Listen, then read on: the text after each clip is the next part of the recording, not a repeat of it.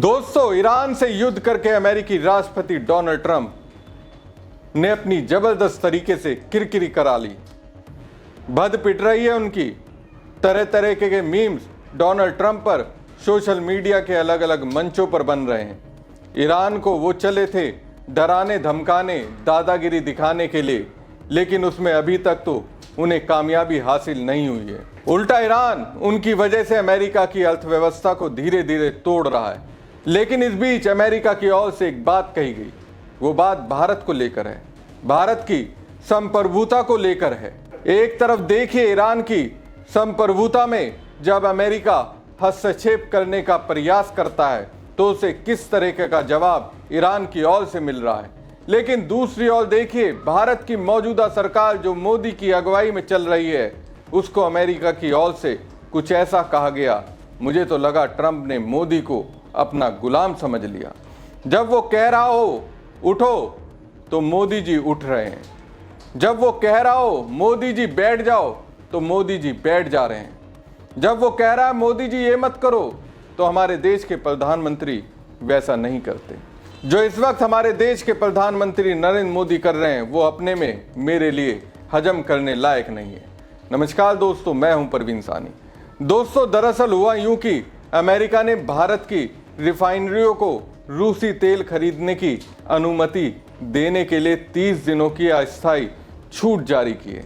अब मुझे ये कोई बताए, मोदी जी ही बताएं, अमेरिका कौन होता है, भारत किससे तेल खरीदे और किससे नहीं। भारत को मोदी जी चला रहे हैं या अमेरिका के राष्ट्रपति डोनाल्ड ट्रंप चला रहे हैं? सरकार को जवाब देना चाहिए। दरअसल अमेरिकी ट्रेजरी सेक्रेटरी स्कॉट बेसेंट ने एक्स पर इसकी जानकारी देते हुए कहा कि यह छूट वैश्विक बाजारों पर दबाव कम करने के उद्देश्य से दी गई है। ईरान वैश्विक ऊर्जा को बंधक बनाने की कोशिश कर रहा है। यह उपाय रूस को बड़ा वित्तीय लाभ नहीं पहुंचाएगा, क्योंकि यह केवल समुद्र में पहले से फंसे हुए तेल के लेन देन की अनुमति देता है। बेसेंट ने भारत को अमेरिका का महत्वपूर्ण साझेदार बताते हुए कहा, भारत अमेरिका का आवश्यक भागीदार है और हमें पूरी उम्मीद है कि नई दिल्ली अमेरिकी तेल की खरीद बढ़ाएगी। ये छूट ऐसे समय में आई जब मध्य पूर्व में तनाव के कारण स्ट्रेट ऑफ हॉर्मुज जैसी महत्वपूर्ण समुद्री मार्ग प्रभावित हो सकते हैं, जिससे तेल की आपूर्ति बाधित होने और कीमतों में तेजी का खतरा है। अमेरिका ने इस अस्थायी राहत से वैश्विक बाजार में तेल के प्रवाह को बनाए रखने का प्रयास किया है। याद कीजिए जब राहुल गांधी ने कहा था कि हमारी ऊर्जा सुरक्षा खत्म हो गई है और अब अमेरिका तय करेगा कि हम किससे ऊर्जा खरीदें। Now the United States will decide who we buy oil from. Yes. The United States will come to us and say you cannot buy oil from so and so and so and so and so and so. Russia, Iran, whoever they want. They will decide. Our Prime Minister will not decide. Please understand, and they will monitor. They will keep a watch, meaning they will look, and if India buys oil from anyone they do not want, they will punish us. 11 फरवरी 2026 को लोकसभा में बोलते हुए विपक्ष के नेता राहुल गांधी ने भारत की ऊर्जा सुरक्षा के खतरे में होने की चेतावनी दी थी। उन्होंने कहा था कि अमेरिका ही तय करेगा कि हम किससे तेल खरीद सकते हैं और किससे नहीं, चाहे रूस से खरीदना हो या ईरान से, अमेरिका ही फैसला करेगा। लेकिन हमारे प्रधानमंत्री फैसला नहीं करेंगे। अब सबूत सबके सामने है। कांग्रेस कह रही है इस समझौतेवादी प्रधानमंत्री की चुप्पी शर्मनाक है। राहुल गांधी ने एक्स पर पोस्ट करते हुए लिखा, भारत की विदेश नीति हमारे लोगों की सामूहिक इच्छा से उत्पन्न होती है। यह हमारे इतिहास, हमारी भौगोलिक स्थिति और सत्य एवं अहिंसा पर आधारित हमारी आध्यात्मिक विचारधारा में निहित होनी चाहिए।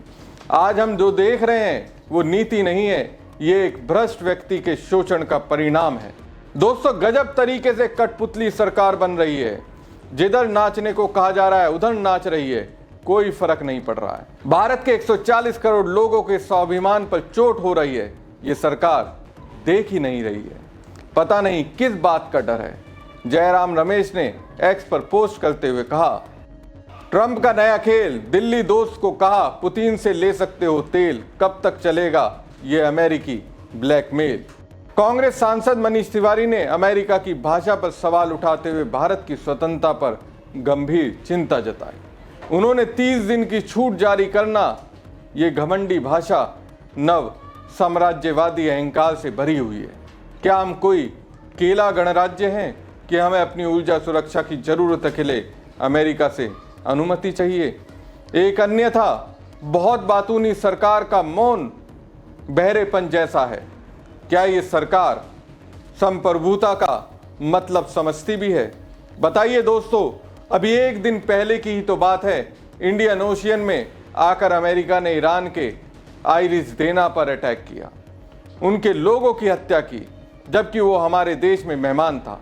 और अब अमेरिका कह रहा है हमने 30 दिन की छूट दे दी है, 30 दिन तक रूस से तेल खरीद लो। अब इसे क्या कहेंगे? पता नहीं इस सरकार को किस बात का डर सता रहा है। दोस्तों, कभी मोदी जी कहा करते थे, एक समय नरेंद्र मोदी जी कहते थे इंटरनेशनल प्रेशर हम पैदा कर सकते हैं, 100 करोड़ का देश है। आज अमेरिका के वित्त मंत्री ने दुनिया के सामने बता दिया कि हमने भारत को झुका कर रखा हुआ है। अमेरिका हमें बता रहा है कि तेल कब, किससे, कब तक खरीदना है और किससे नहीं खरीदना है। सवाल यह है, क्या मजबूरियां हैं कि भारत के प्रधानमंत्री इस बारे में एक शब्द नहीं बोल रहे हैं? नेहरू से लेकर अरविंद केजरीवाल तक के बारे में जिस 56 इंच के सीने से मोदी जी भर भर कर गालियां निकालते हैं, अमेरिका के इस भारत को गुलाम बनाने वाली बकवास बारे में एक शब्द क्यों नहीं बोला जा रहा उनसे? मोदी जी को इस व्यक्ति का बयान जरूर सुनना चाहिए। सुनकर अच्छा लगेगा, रास्ता मिलेगा, समझ में बात आएगी। देश को वो कहां से कहां तक लेकर चले गए। साथियों, भारत शांति प्रिय देश है। शांति और सद्भाव की हमारी परंपरा हमारी ताकत है, यह हमारी कमजोरी नहीं। शांति के लिए हमारी प्रतिबद्धता का स्रोत और आधार यही हमारी शक्ति है। भारत किसी को छेड़ता नहीं, लेकिन अगर कोई भारत को छेड़े तो भारत उसे छोड़ता भी नहीं है। मोदी जी, बात तो आपने सुन ली होगी। ये कहते हैं भारत एक शांति प्रिय देश है। शांति और सद्भाव की हमारी परंपरा हमारी ताकत है। भारत किसी को छेड़ता नहीं है, लेकिन अगर कोई भारत को छेड़े तो भारत उसे छोड़ता भी नहीं है। हर रोज अमेरिका भारत के स्वाभिमान को छेड़ रहा है और आप कहां उसे छू रहे हैं? और छूना तो दूर, 2 शब्द भी नहीं बोल रहे हैं। ये चुप्पी आपकी बहुत कुछ कहती है और इस चुप्पी की वजह से हमारे स्वाभिमान पर चोट हो रही है। आपको क्या लगता है? कमेंट बॉक्स में कमेंट करके जरूर बताएं। साथ ही पेज को ज़्यादा से ज़्यादा लाइक और शेयर कीजिएगा। धन्यवाद।